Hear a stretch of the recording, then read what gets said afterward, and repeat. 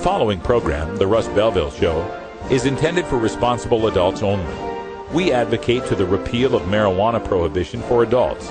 We discuss the science, culture, and controversy about America's marijuana laws.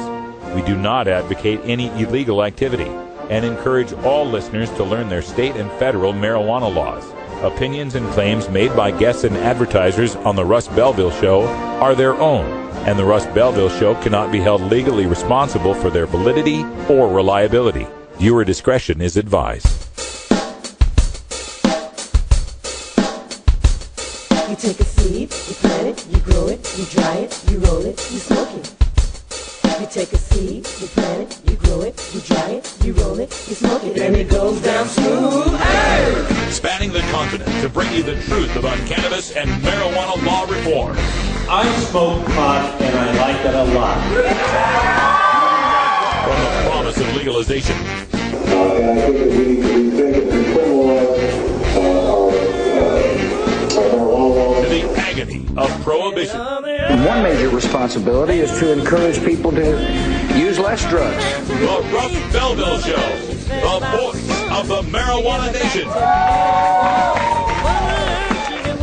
Yeah, I hear you had a question for me. Now, here's your host, Radical Russ Belville.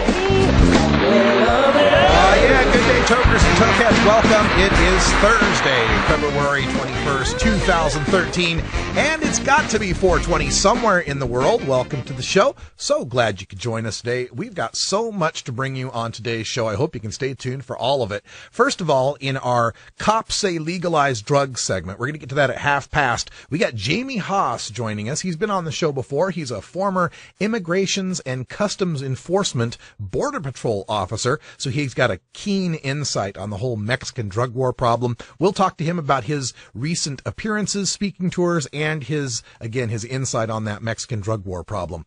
Also on today's show, a very compelling interview that I filmed at the High Times Medical Cannabis Cup back in San Bernardino this weekend, and that was Jacob Jones. If you remember a story from the 90s about a veteran, a Vietnam vet with PTSD in Kentucky who had a shootout with cops. Well, not a shootout. He had a standoff with cops who then killed him. That's his son who we had the interview with. He tells us his very harrowing story and how he's transformed that into a life of activism. Also on today's show, more highlights from the High Times Medical Cannabis Cup in San Bernardino. We've got an interview with Ganja John. We got Coral Reefer coming up, as well as plenty of B-roll, some glass, all sorts of interesting things coming up in the Behind the Headlines segment. We've got our daily Toker Tunes for the day. It's Groovin' Thursday. My friends out at HDI Records sent me another track. This one features Left Field, and we will get to that at 20 after when we take our little herbal break. But before we get to all of that, we have got our 420 headline news, and we've got more legislators that are taking up the cause of marijuana legalization. We'll get to that. The U.S. Senate has dropped a hemp bill for the first time in the Senate's history. We've got a look at Washington State, where 3 different bills regarding medical, recreational, and hemp are all making progress. We've got West Virginia looking to add drug testing to get your driver's license, legalization bills in Maine and Maryland, a new poll out of Britain, and if we have time, an update from Honduras, and a controversial story about a possible killing done by the DEA. All of that and more coming up on today's Russ Belville Show. Thanks for joining us.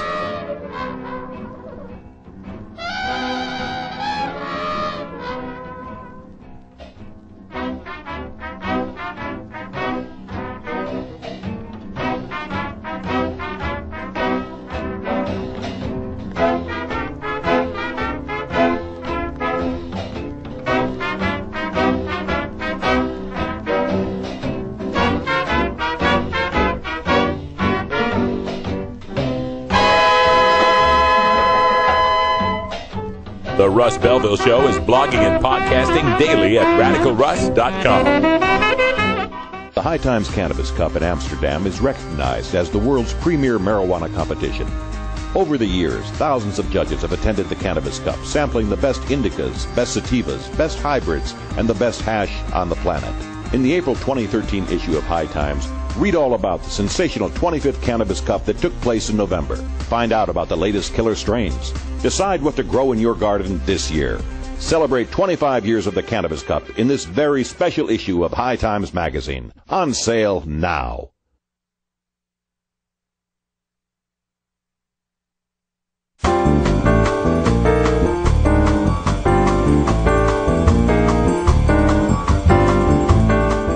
It's time for your 420 Radio News for Thursday, February 21st, 2013. I'm Russ Belville.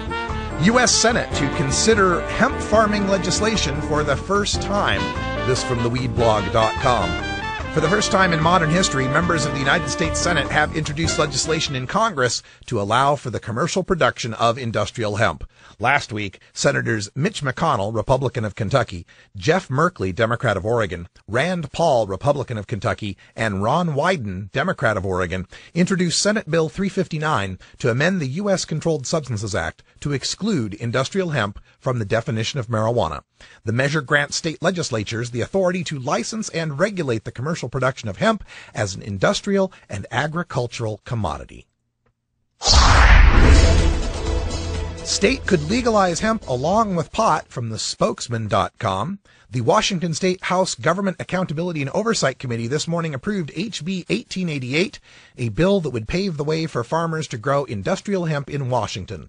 Legislators and a representative from the State Agriculture Department agreed there are some details that need to be worked out. With the passage last fall of Initiative 502, Washington is in the midst of setting up a system to legalize the production and sale of marijuana for recreational use. The State Liquor Control Board is working on regulations and licensing plans for growers, distributors, and retailers. But those rules won't cover the production of hemp and the manufacture of hemp products.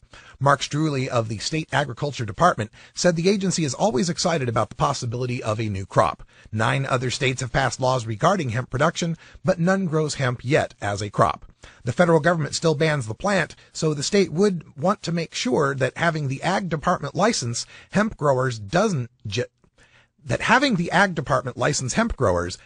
jeopardize federal funds, Struley said. Committee Chairman Christopher Hunt, Democrat of Enumclaw, said the overall bill was good, but suggested that the panel strike the opening section. It did and passed the bill on an 8-0 vote. Marijuana bills advance in Olympia from the Seattle Times. 2 marijuana bills are advancing in Olympia. A House committee Thursday okayed a measure that would let people quickly vacate misdemeanor marijuana convictions in Washington state. And a Senate committee advanced a measure providing arrest protection for patients under the state's medical marijuana law. Washington voters last fall approved Initiative 502, legalizing possession of up to an ounce of pot by adults over 21.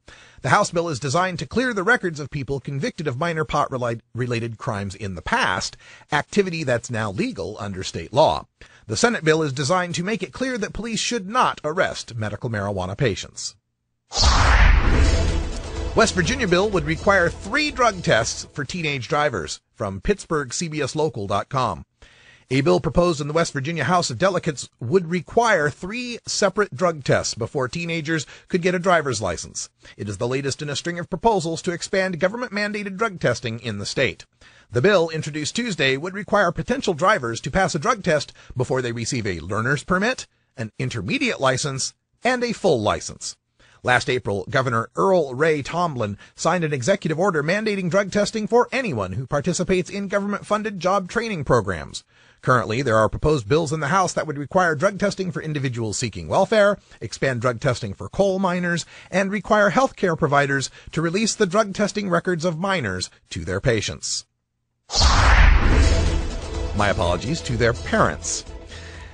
News from Maine, marijuana bill details are announced from the Marijuana Policy Project. State Representative Diane Russell, Democrat of Portland, was joined by Representative Aaron Libby, Republican of Waterboro, at a press conference Thursday to unveil the details of her new bill that would make Maine the 3rd state in the nation to make marijuana legal for adults 21 and older and establish a system in which marijuana is regulated and taxed like alcohol. Also for Marijuana Policy Project, Delegate Kurt Anderson, Democrat of Baltimore City, introduced a bill today in the Maryland House of Delegates that would make marijuana legal for adults 21 and older and establish a system in which marijuana is regulated and taxed like alcohol. And finally, from SkyNews.com, half of Britons favor a drug review, and more than half of the public support legalizing the production and supply of cannabis or decriminalizing its possession, according to a survey ordered by the Transform Drug Policy Foundation.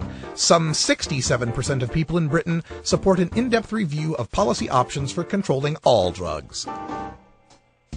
And that's your 420 Radio News for today, Thursday, February 21st, 2013. I'm Russ Belville. When we come back, we go behind the headlines and take a look at highlights from this last weekend's High Times Medical Cannabis Cup in San Bernardino, California. You're listening to 420radio.org. We'll be right back after this.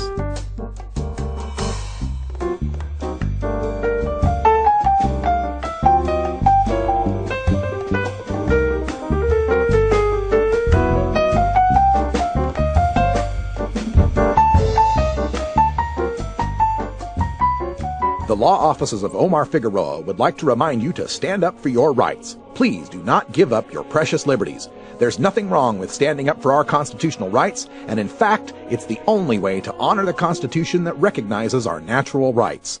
Treat law enforcement with respect and respect the Constitution by standing up for your rights. If you are detained or arrested, stand up for your rights by repeating, "I respectfully invoke all my legal and constitutional rights. I do not consent to any search and seizure. I want to remain silent, and I want to speak to my attorney, Omar Figueroa." Omar Figueroa has more than a decade of experience in federal and California courts and graduated from Yale University, Stanford Law School, and Trial Lawyers College. Please contact the law offices of Omar Figueroa at 415-489-0420 or 707-829-0215. Or on the web at www.omarfigueroa.com. I'm Sub Cool from Team Green Avenger. At TGAgenetics.com, we are working on the leading edge of medical strains. Our strains are rigorously tested for THC, CBD, THCV, and other critical cannabinoids. Know your grow. Check out our genetic diversity at TGAgenetics.com, the home of Jelly Bean, Jack the Ripper, Vortex, and other award-winning cannabis strains. Welcome back, everybody. It's 12 past, about 13 past the hour. Time for us to go behind the headlines. And today I put together a little clip reel of some highlights from the High Times Medical Cannabis Cup 2013 in Los Angeles. Glendale. San Bernardino. And all sorts of fun here. We've got Ganja John will show up with Ganja Wife as well. Todd Armstrong and Brian Blank, comedian friends of ours, were also there in Los Angeles. That was a lot of fun. Our friend Coral Fish from her Stony Sunday show that's here on 420 Radio was there. Plus, we met some of our 420 Radio volunteers, including Mike Smolka, who did such a great job getting some video that will probably be on next week's show since he still has the recorder. Lots of glass, some pretty girls, and my first dab of the day. Here you go. Let's go back to Southern California and enjoy the fun at the Cup. Hi there, everybody. Radical Russ here at the High Times Medical Cannabis Cup, Los Angeles. Glendale. San Bernardino. Welcome to the show. We're here at the entrance. This is basically everybody checking in, security making sure they get their wristbands on, everybody getting their bags checked, and so on. As you enter here at the National Orange Center, you start in this non-profit area, which, as you can see, is much less populated. We will soon make our way to the medicating area, and you will see far more people. Sorry about the lack of live streaming. Had some technical issues with the computer, just would not stream the way we wanted it to. We're going to have to upgrade. Thanks to your support, we'll be able to get some more of this equipment that we're going to need. Until next time, all right, and here we are in the 420 radio booth with our volunteer, Mike. Yeah, team member. Hi, Mike. How you doing? How's it going? Is it your first cup? My first cup, yeah. Oh, good. I hope you're having fun. Great time. Thanks for holding down the fort while you're on your video, man. Appreciate it. And our other volunteers. Hello. How are you? Hi, Russ. Doing good. We hope more this year. Yeah, we hope so. I will.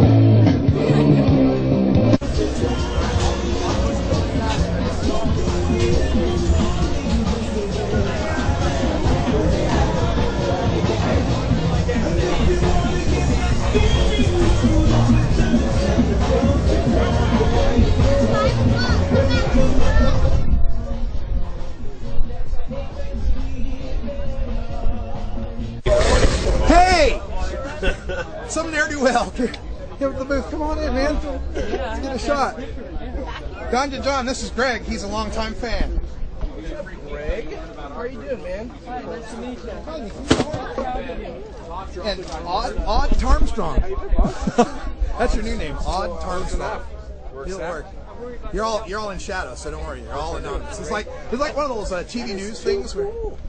Yeah. Audio pickups on top? Yeah, stereo, very nice. Because I'm unable to stream live from here, unfortunately. So we're stuck. Oh, really? Yeah.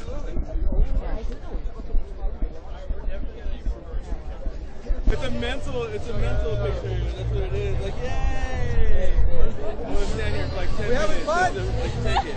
Take it. Yay. Smile, you're on camera. Motherfucking YouTube. Here we go. $20. There's some fucking. All right, you want to get the sales pitch? Go ahead and open it. Tell us all about the cloud bait. All right. Here we go. I'll tell you all about this. Tell us all about it. This is the best vaporizer for waxes and concentrates on the market right now. It's discreet yet sexy. It comes in 9 different beautiful colors. Look at that, 60s blue. Have you seen blue like that since you've seen a Thunderbird? I was gonna say that's a 60s Thunderbird right there. You got the pink for the ladies. You got the purple for the guys and the ladies. You know what I mean? I personally like the black. Very simple to use. You simply load up the wax in the cartridge, close it, inhale.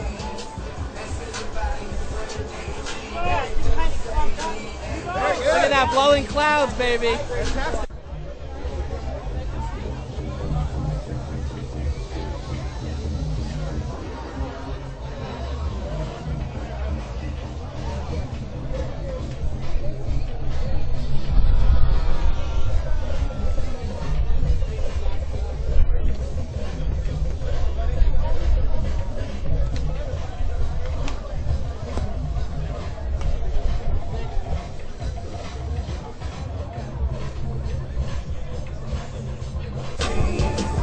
It's this lady. It's called coral fish. Okay, you gotta swipe something. Come over here. Oh, the tattoos. Very nice. You showed me yours. I'll show you mine. All right. I don't know about this. Oh, let's do it. Yeah. Oh, he got the new tattoo, right? Yeah. I like it. Do we match? Green is sexy. Yeah, time off. Great hemp. So come into the shade. You have to answer a question for our listeners. They want to know, is it coral reefer or is it coral fish? It's both. It's both? Yeah. Okay. It's really easy because my name's Coral, so I just have to change the screen name based on what's available.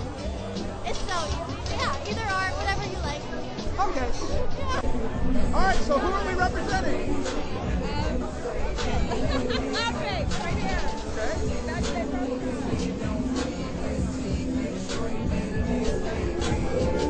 Very nice. I got mine. Red face is down. Almost. Yeah. Is it filming? Yeah, it's one, two, amazing. This makes the shot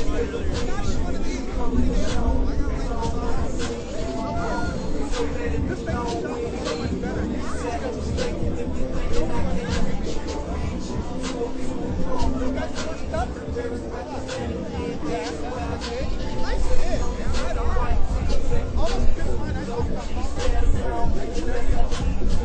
Thank you so much. Appreciate it.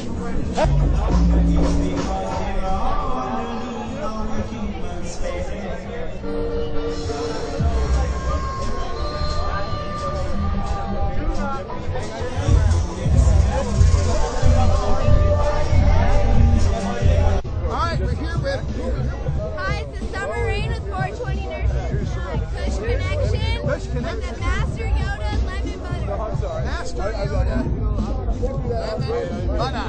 Alright, let's give it a shot.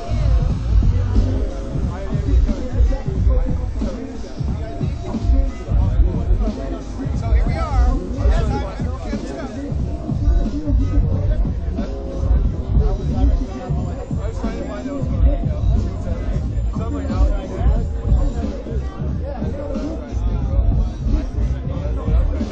Perfect. Thank you. Have a good day.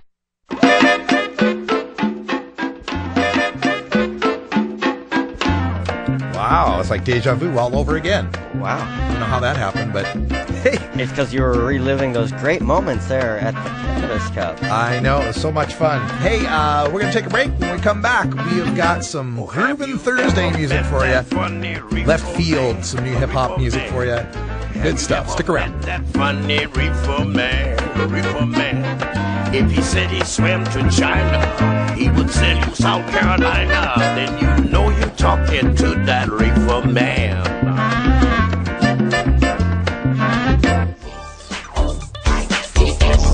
Big Daddy Think. Funky roller ring. Oh yeah, this is Big Daddy, and I'll be your freakazoid every Thursday night, right here at the Funky Roller Ring. Funky Roller Ring. 11 Eastern, 8 Pacific, only on RadicalRuss.com.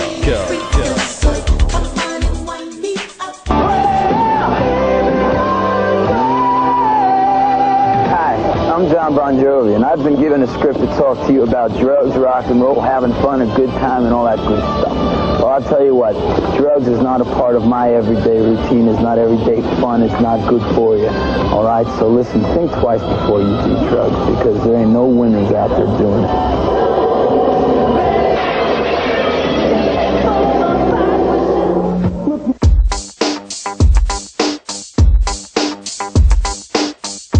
Everyone knows music and marijuana go together, so let's wind up our 20 after break with the Russ Belville Show's Daily Toker Tunes, the best in pod-safe 420 music from around the web. Today is Groovin' Thursday, featuring rap, hip-hop, soul, and funk music. You can get downloads and more information about all our Daily Toker Tunes by visiting music.radicalruss.com. Now, sit back and enjoy your Daily Toker Tunes. All right, everybody, 23 minutes after, and for today's Groovin' Thursday, another submission from our friends at HDI Records. Off of Left Field Volume 2, the Left Field crew is in, and the song is called The World Is Mine. I believe there's a couple of features on this. Make sure if I got the featuring information. Maybe it's here in the track info. Yes, featuring Fox and Zilla will be on this track. And it reminds me that we are still looking for both a Tuesday and a Thursday music editor. So if you know anything about electronic dance music and would like to help us collect and promote the songs for the Electric Tuesdays, we'd love to hear from you. Or for this day, the Groovin' Thursdays, if you're into hip-hop, rap, R&B, soul, funk, and can come up with a song a week, we'd like to have you as our music editor. So just visit 420radio.org, go to our contact form, and you can get directly in touch with us. And you can volunteer your skills to help promote the message of 420 Radio and bring out some new music, some new marijuana-themed music to the people. All right, let's get to the tunes. This is Left Field with The World Is Mine. Here we are. Rain is gone. From the boulevard. Rain is gone. The rain is gone. Rain is gone. From the boulevard. Rain is gone. I'm on that mission. Persistent visions got me missing the mic. It's like we married, but somehow I needed distance. But I made the illest comeback. Come hard, every track, dumb hard. Notice that I only kill shit, I don't know no slack. So no hold it back. I make my presence known. Standing cocky, don't condone no ignorance up on my throne. So catch me zoning off a loud pack. Getting high, working hard, grinding while y'all lounge back. You need deep in this shit, I'm so profound that when the verse and beats collide, the verse and beats precise and you fire inside. Yes, I found that, and I don't need no handouts. The world is mine, I snatch back. The realest with me, print my city on my snapback. Backtrack, hell nah, I'm about to stash that. Kush up in the Dutch and never past that. I've reached the highest abilities, you could never pass that. I'm the future setting fire to the past. This world is mine. The world is ours. From the block to boulevard. Rain is gone. Truly some of my dopest shit ever. Coming off the head, fuck you niggas, where my money, realest shit ever said. Carolina, Niggas ain't out here scared, get your noodle pan fried if you talking about some bread. It was 2011, told mama I had bad news. A nigga trying to get it, probably not up in this classroom. These motherfuckers gotta pay like it's past due. I draw on niggas and I ain't talking about no tattoos. All a nigga ever do is chase this dough. Guess that's why niggas hate me for. Ho, sit down, Maceo. Wish nigga would try to play me slow. Top spot when I drop, I'm getting it. Making niggas hang it up. Certificate spitting the illest shit. Spitting on lyrics. I ain't the best. Are you fucking illiterate? And say I ain't kill this shit. Or say you ain't feel this shit. What I don't understand is why they settle for the fake when they know that the real exists. I guess I think too much. But girl, tell me that I'm drinking too much. On my P's and Q's trying to flip a few P's. Ain't a nigga that can't get touched. In Greenville with a nigga toe still in a trip like they your angel dust. Nigga letting off so many shots. If you trying to live, you best to duck. I got a priceless flow. See ups and downs like prices go. It's no way you niggas even might be close. Better check yourself like Nike. Hold me falling is unlikely, bo. I've been through what I'm seeking. Niggas stall out, I go all out so I can ball out like I'm streaking. Here we are. World is ours.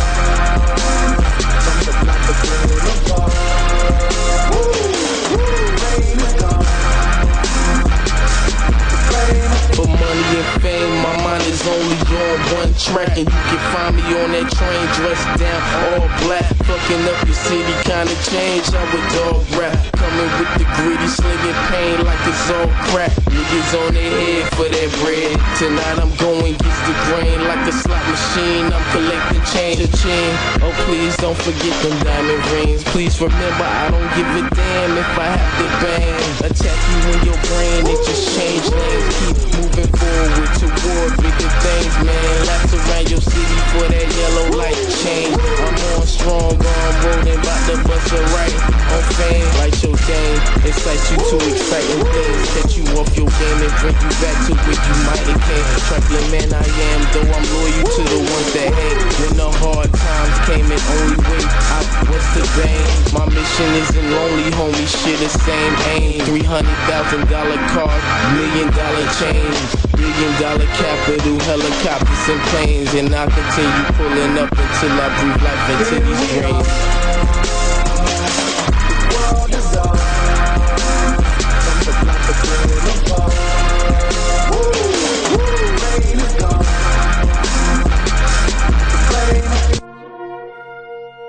Hi, this is Dan Michaels. If you're looking for professional voice talent for your commercial or podcast, I'm your man. Visit danmichaelsaudio.com for more information. Georgia. Hi, this is Willie Nelson. Alcohol prohibition didn't work in the 1920s, and marijuana prohibition isn't working today. It's time we stopped arresting responsible marijuana smokers. It's the fair thing to do. For more information, contact NORML, the National Organization for the Reform of Marijuana Laws. Call toll-free 888-67-NORML or visit their website at norml.org.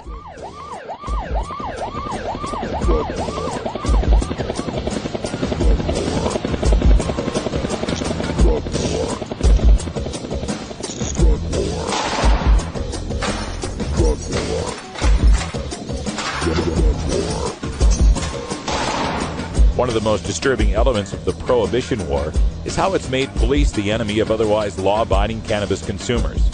Fortunately, one group of police officers knows the futility of prohibition and reaches out to educate the community and current law enforcement. Today, the Russ Belville Show visits with another speaker from Law Enforcement Against Prohibition with one clear message. Cops say legalize drugs. All right, welcome back, everybody. Just about half past the hour, and joining us today by telephone from Greenville, South Carolina, is Jamie Haas. He's a former special agent with Immigrations and Customs Enforcement, better known as ICE or the Border Patrol. He's been a guest on the show in the past, and we've always appreciated having him on the show and his expertise in the areas of the border and the drug war in Mexico and all that was going on then. He's now a very accomplished LEAP speaker, been on our show a couple of times. Welcome back, Jamie. Hey, Russ, thanks for having me on the show. I haven't talked to you in a little bit. I know, and since, I spoke to you last, I was thinking, I wonder, as far as what's changed worldwide, and we've got a new president in Mexico, and I've been reading, some of the interviews with him and some of his rhetoric, and I don't know if this really sounds good for Mexico's drug war policy. Have you been following the new changes in Mexico, and what do you think? Yeah, I sure have. Enrique Pena Nieto. Sorry, my Spanish pronunciation isn't very good, but he comes from the old PRI party, which is a little more, always been tied a little bit to corruption a little bit more than the conservative Calderon administration. So, he says he's not going to deal directly with the drug cartels. He's going to try to go, root out corruption more. But, I just, another face, same old drug war. I don't see it changing until these laws change. Yeah, and the PRI, for folks that aren't, up on Mexican political history, was pretty much an institutional, single-party rule for like 70-odd years, wasn't it, until just recently? Correct, yeah, until 2000, I believe, when Vicente Fox came in. Right. But, yeah, they ruled for about 70 years. Basically, the outgoing president would pretty much appoint, his predecessor, and, it was a very corrupt system of government. So it seems we're back to that now.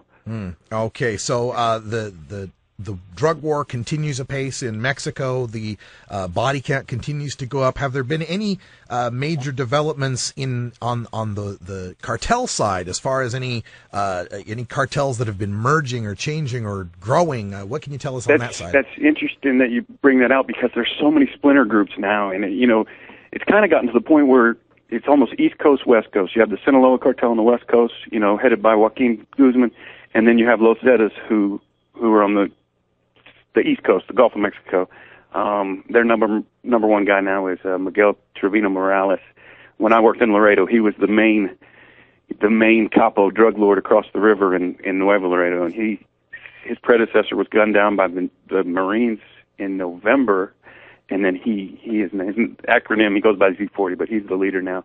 But anyways, a lot of splintering. It's so hard to keep up with that country and all these little factions that are dividing off constantly. And you mentioned, same old drug war. It's not going to change until these laws change. And that brings me to some of the talking points that I'm hearing from what I call the kinder, gentler drug warriors out there, people like Kevin Sabet and Patrick Kennedy, who talk of rehab and trying to get mental health treatment to people.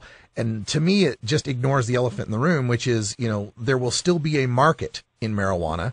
And when we look at during the Prop 19 campaign in 2010, the Rand Corporation surveyed and said California legalization would really only cost the cartels about 2% of their business. But they said nationwide, if there was nationwide legalization, it might be 15 to 26% of their business. That study irked me so much, Russ, because that's flat out. And I'm glad you brought that up, because I actually printed this.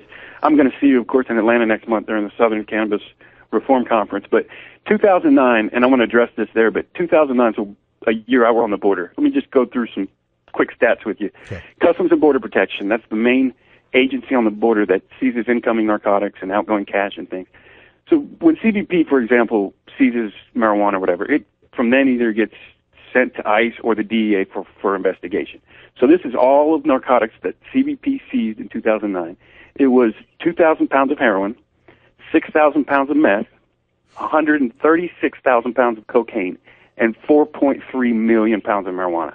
That is, it is the majority of the cartel's income, and they built all these other structures to traffic these other drugs through their marijuana trafficking network. If we can take that out of the equation, it would cripple them. So yeah, that study really irked me quite a bit. And one of the points that I always try to make it is, I don't care if it's 0.2%, 2%, 20%. I don't care what the percent is. Why are we giving them any marijuana business? Exactly.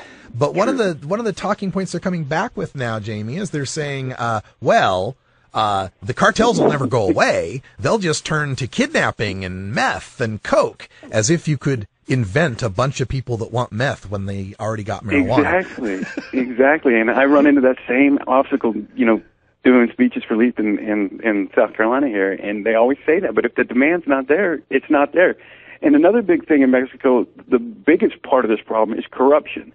And the corruption from the marijuana revenues is the most. So you take that out, you won't have police officers, military, you name it, allowing human trafficking and killing and stuff like that. They won't buy into it. The public won't buy into it.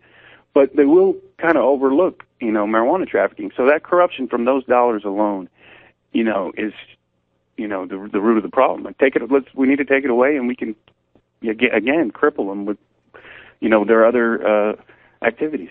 Let's look at now in the United States. We've got 2 states that are currently hammering out the regulations for recreational marijuana, not just use, but production, sales, and so on. There's the working groups in Colorado, working groups going on in Washington State. And one of the things they are addressing is how are they going to deal with the possible migration of weed from a legal state, from Colorado to Wyoming. And they're proposing all sorts of things like, tracking this and limiting amounts of sales to out-of-state people. What's your take on this? And do you have any suggestions, if any? I don't. I read yesterday the thing with I think it was on Huffington or whatever, the tourism thing, and trying to, like you said, limit the amount you can buy if you're a non-state resident. Excuse me.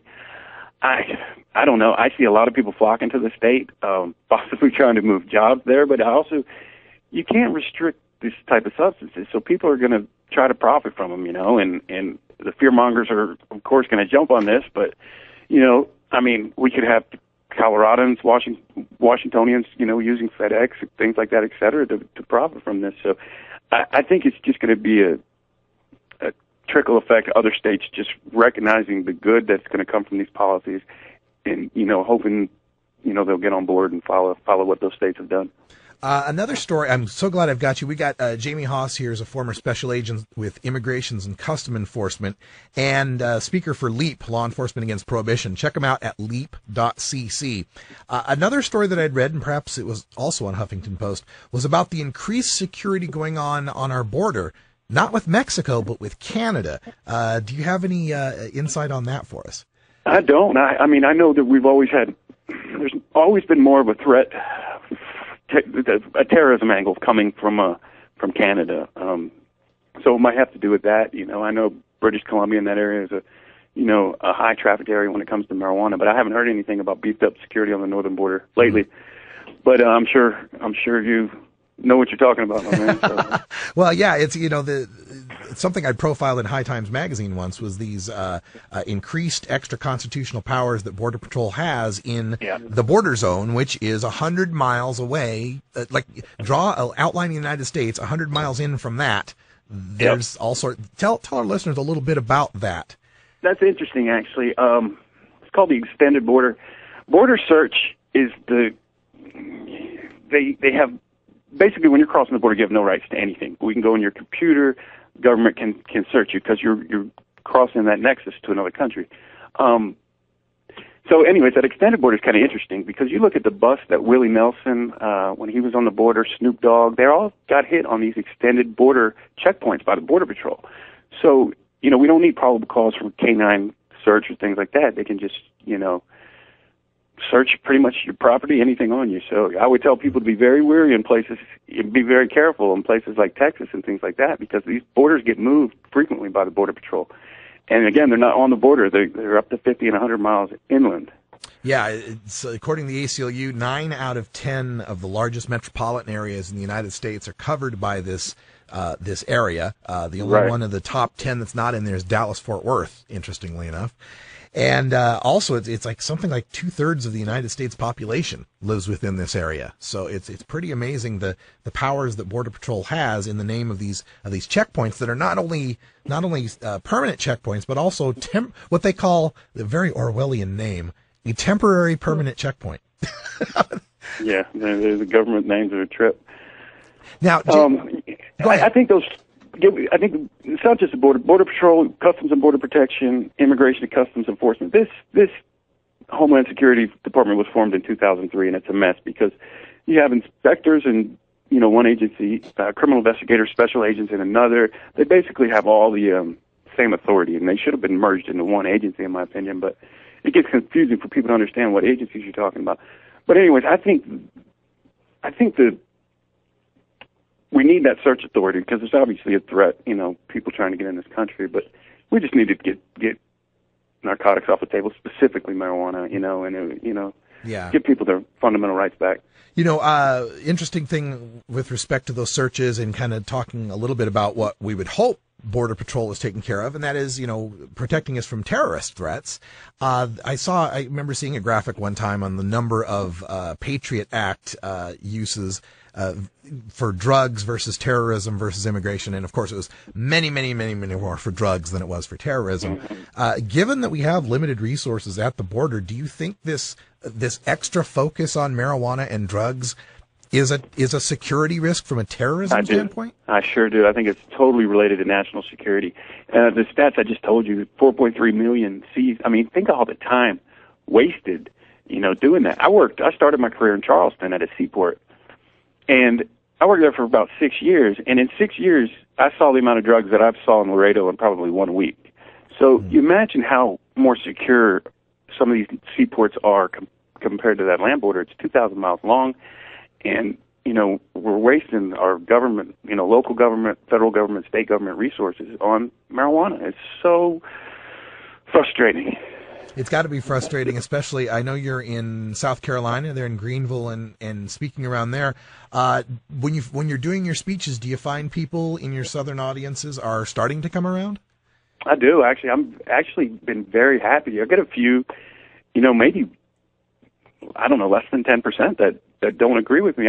My main thing is just finding that they don't speak out about it. They don't feel that they have a stake in it. But, the last one I gave, I had a Southern Baptist minister. I mean, he was just quoting right back with me, going back to Al Capone, Chicago Prohibition. Just, he kind of took over the audience, and he was, a well-respected member, Anderson, South Carolina.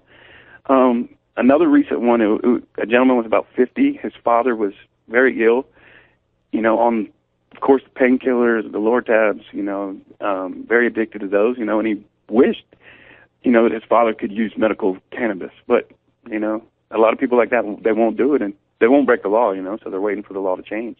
Yeah. Well, we know we will get these laws changed, and it's going to happen state by state. I encourage everyone to get involved and support organizations like LEAP, Law Enforcement Against Prohibition, one of the most unimpeachable voices we have out there in the activism community. Jamie, that's about all the time we got for today's interview. I want to thank you for calling in today on Cops Say Legalize Drugs. And if people want to get in touch with you, do you have a website or Facebook?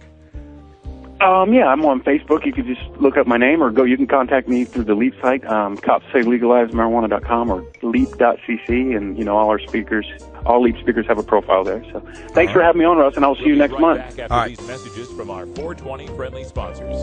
Support these advertisers, because their ad money goes straight to the Russ Belville Show.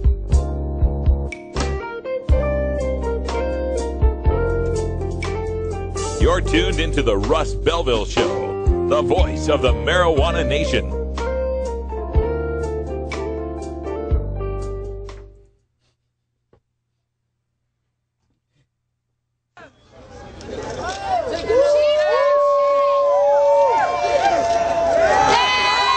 Hey, wait, hold up, right there. Hey, that shit look like the car in our eyes. You got weed? That one hits hard right there. See, I told you. That ain't no joke. Got another one rolled up like this? Now see, if we did this shit in the East Coast, we'd go to jail. It's love, that West Coast love, y'all. This ain't like it. Rock with me for one song. I guarantee you will know it. It's a good song. It's a good tone of weed. Yeah. Show them how we do one time. You don't need a mic. Just rock with me, man. Come on, man. Yeah. Let's go, Jerry. Play that shit. We fucking with. Smoking with red, man. It's just good shit. Yes, sir. Put your mother say, I wanna get fucked up.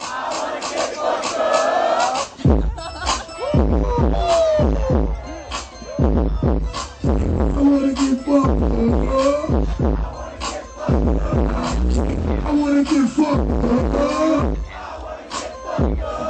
I wanna get fucked up. This is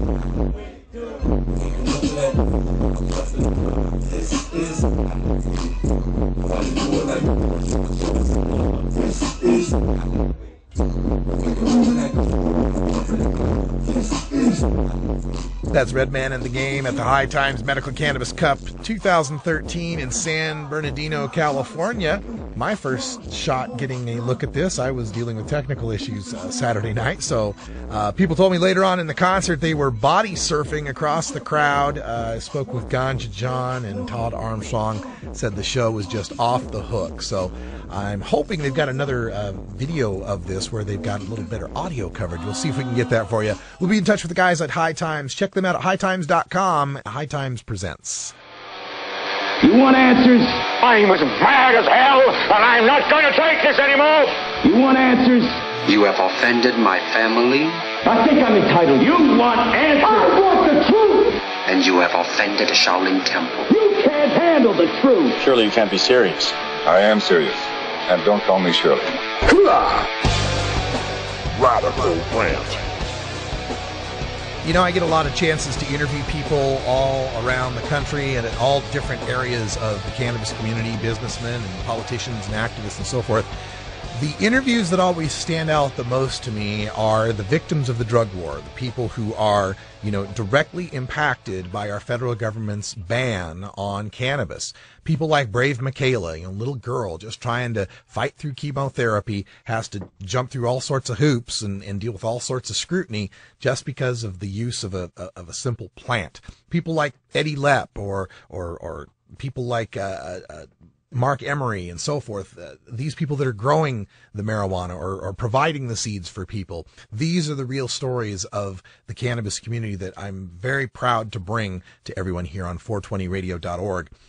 At the High Times Cannabis Cup, I got a chance at the very end of the day to speak to this next gentleman. His name's Jacob Jones. And what he's doing currently is he's running something called the Cannabis. And it's a big school bus. It's been painted green with slogans for, marijuana legalization. And he goes from event to event, place to place, promoting the legalization of marijuana and telling his story and trying to take the tragedy of his life and turn that into a positive, into something that can help other people maybe not have to go through what he had to go through as a young man. And I was just compelled to speak to him. I spoke to him earlier on Saturday and said, I hope that you get a chance to come by and we get a chance to sit down. And it was toward the end of Sunday, toward the end of the entire event, when he finally came by and we got a chance to speak. So he sat down along with his mother, who was sitting off camera, off of camera right, so you won't actually see her, but she's there listening to the story. There was a little bit of a crowd gathered to listen. We also had amplification at the booth, so people standing around the booth could hear the story. And again, it's remarkable to me that someone could go through something like what Jacob went through and be able to come through it with a positive outlook after a lot of work and make something out of it. Here's the interview. The cannabis community includes a diverse set of activists and nonprofits working to end the prohibition of marijuana. We take the time to hear the stories of reform on the Russ Belville Show's Cannabis Community Chat. Hey everybody, welcome back. Radical Russ here with 420 Radio. We got a special guest joining us here, and you're welcome to identify yourself any way you like. Welcome to the show. Could you introduce yourself? Thank you. Yes, my name's Jacob Jones. I guess I'm a co-founder of CannaSense and the Cannabis, and I'm a valedictorian from Amsterdam University. Excellent. So the Cannabis, let's start with that one. Yes. Tell us about it. We picked up the Cannabis in North Carolina in October, and we toured 15 states before bringing it to Arizona. Yeah? Yeah. Then for the Emerald Cup, we took the Cannabis up to Northern California, to Humboldt County, where we kind of got some resentment there, but that's another story. Now, the Cannabis is just a bus with... Oh, yeah, it's an 88-year school bus, and it's been decked out for marijuana legalization. Okay. Yes. So you travel from event to event, kind of rally people? Yes, we let local cannabis organizations from state to state just use the bus for a day and just help with their efforts. All right. And what was the other group you're with? Oh, CannaSense. That's right, CannaSense. Yes. It's a foundation me and my cousin started. We're both drug war victims. My father was murdered in front of me 20 years ago in Kentucky for growing 25 plants, and this is a case I believe that we've covered before on our show, where it was a kind of a raid upon his property, and he just stood his ground and said, no. Can you explain a little? No, that's exactly right. That Sunday morning in 1993, helicopters came to our property, and they demanded my father cut down his medical crop, and he refused. He said, "I'm over my dead body," and then that started a peaceful 8-hour standoff in their mind. Yeah. I think I saw this on the news in the 90s when coming up. And you were what age? I was 4 years old. 4 years old. And so as a 4-year-old, you're old enough to know something really bad's happening, obviously. Well, in the beginning, I actually didn't really comprehend what was going on. My strongest memory of that day is actually when I did realize that law enforcement was there to cause harm to my family. Yeah. To where at that point, there was like 30 law enforcement present outside of our property, and I ran inside our trailer, and like there were multiple helicopters flying above us at this point too, and I ran inside our trailer to like my toy box, grabbed a little toy sword, ran back outside and just wove it through our chain link gate. And in my mind, again, 4 years old, I thought that just saved the day. In my mind, that gave me peace of mind. Yeah. And moments later, they asked my father to approach them for the first time in 8 hours, and he did so armed. He armed himself. He was a Vietnam veteran, and he approached the chain link fence, and they asked him to put his hands in the air, and he did with the weapon. And he continued to walk toward them, where they asked him to disarm himself, and then again he refused for his property and his rights, and he was just approaching them for negotiation. And moments later, they concussion grenade, and they chose to fire military grade weapons toward me, my mother, and my father. And I think a remarkable part of this is how you are focused and calm and have directed what I would think would be an unquenchable rage about this, but you seem to have focused it in a very positive way. Well, that's taken 19 years. Yeah, I'll bet. That it takes a while. Yeah. Now my cousin kidnapped me and took me to Amsterdam 2 years ago, to where Did you not want to go? Oh no, I did, but I was used to Kentucky law, to where they can just shuffle killing my dad and just calling that justice in front of me. And I mean, that's still yet those officers involved thinks that was just, and the community neglected us, and that was just my fault. I mean, in a situation like this, when we see these things go down, they get investigated by the police, and they always say, no, they were following procedure, everything was just by the book, and the next thing you know, these guys that were the officers become the sergeants, become the lieutenants, become the captains. Are they still officers in that Kentucky area? Oh, yes, they are. They still hold power. Wow. And they still believe it was just.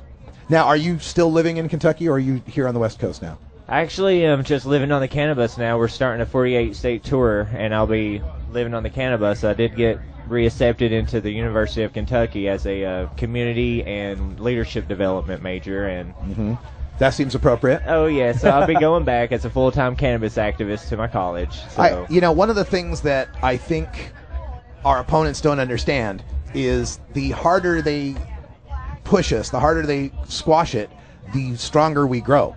Exactly. And it's through stories like yours where you take an unimaginable thing for a 4-year-old to have to go through, and through I'm sure years and years of working through that, develop it into a positive and develop it into an activist who will not be stopped. Now, I can sense it in you that this is your life's goal now, and you won't stop with this. Thank you. Yeah, and so, folks, again, let's give you, if you got websites or emails, if people want to get in touch with you, how can they do it? Oh, yeah, so Cannasense, CANNASENSE.org, and cannabus.us. That's our new website. That's .us, yeah, cannabus, CANNABUS. Yes. .us. Okay, check those out. Help out as much as you can, because these are the true stories that motivate all of us in this movement. And I meet so many people that are activists, and I find that activists come from 3 different camps. One is they got, pardon my language, fucked by the man. Number 2, they got ill. They needed it medically. And then there's a small group that are just ideologically, this is wrong and it shouldn't be happening. It's obvious to see why the first 2 groups get involved. what would you say to convince some of those people who've never been busted? They're not sick. They're here at the Cannabis Cup, and they're like, well, gee, I got my rec. I'm almost legal. Why should I fight for legalization? Tell them why. That's an interesting question. I'm known for that. Let's see. I mean, the obvious thing at first, without my story, would just be the wasted resources that we do and just the morality of it. And just the fact that it was made illegal to begin with, and that was wrong. Just the whole, not conspiracy, but just the truth behind it, that they just didn't like hemp. And, yeah. I would just start with that and then say, still yet, prohibition is everywhere. Every 42 seconds we have an arrest, and stories like mine still are not over. In Michigan, in 2011, a little boy had to watch his father die, 3-year-old boy, because law enforcement said he smelled marijuana on the premises. And just the smell? Yes, just the smell, and then he got Child Protective Services involved. And the father, of course, resented, and that caused his death as well. It's senseless. This is why we're here. This is why we're fighting for legalization, because as long as marijuana is illegal, it's contraband. As long as it's contraband, it's excuse for the cops to mess with you, to find some other reason to arrest you. So we've got to make it legal. Decrim's not enough. Medical's not enough. We got to go all the way with this. So what's next? Where do you head next as far as the cannabis goes? Okay, as far as the cannabis will be getting a makeover in the upcoming months. The name will be changed to the Green Bus Tour for Cannabis Freedom. And, okay. Yes, and we will be starting off in Denver in April the 20th and be making our way. I'll be there. Yeah, so will we. Right on. Then we will be making our way down through Texas and Oklahoma, supporting their state's efforts. They both have state bills. And then we'll be making our way over to Georgia for the May 4th Great Atlantic Smokeout, I believe. Oh, yeah. That's, I'm really glad that we've got more people fighting in the South. Yes. For legalization, because everybody thinks that it can't happen there, but I know a lot of Southerners who are ready for it to happen. I think what the South suffers from more is just we can't talk about it. That's exactly, yeah. Is that what you found? Oh, yeah, man, I'm from Kentucky, and that's, after coming back from Oaksterdam, I really helped inspire them to get active again, and of course, a lot of people still are hush-hush about it. Yeah. But, they do risk a lot. In Indiana, just people get fired just for their Facebook involvement. Yep. Yeah, I mean, that's sad. Well, I want to end this on a positive note, so here it is. Happy 420, everybody! Yeah. It's 420 in Los Angeles, California. Thank you so much for joining us. Oh, thank you. We appreciate your story, and we will have a clip of this available for you. I'll get you my card and everything, all right? Thanks so much. Celebrate 420, everybody. Have you ever met that funny reefer man? That was our interview with Jacob Jones at the High Times Medical Cannabis Cup. Again, what a compelling story. And it's something, if you're a new cannabis activist and you need inspiration, I don't know what could be more inspiring than knowing that you're fighting for people to not have to go through that. For kids to not have, they say, what about the children? That's what you say back to them. Yeah, what about the children? What about the children? Hey, that's all the time we've got for Hour 1. Thanks for joining us here. Stay tuned for Hour 2, Toker Talk Radio. We got more videos, more stuff from the Cannabis Cup. All sorts of fun coming up. And your calls at 971-533-7111. Visit us at 420radio.org. You can also follow me on Twitter, Radical Russ, RB Show 420 for the show Twitter feed, and 420radio.org for the network radio Twitter feed. So many feeds. So little time. That's it for Brian the Red. I'm Radical Russ. Thanks for joining us. Until next time, take care of each other, tokers. This is the Russ Belville Show. The Russ Belville Show is blogging and podcasting daily at radicalruss.com. You plant it, you grow it, you dry it, you roll it, you smoke it. You take a seed, you plant it, you grow it, you dry it, you roll it, you smoke it.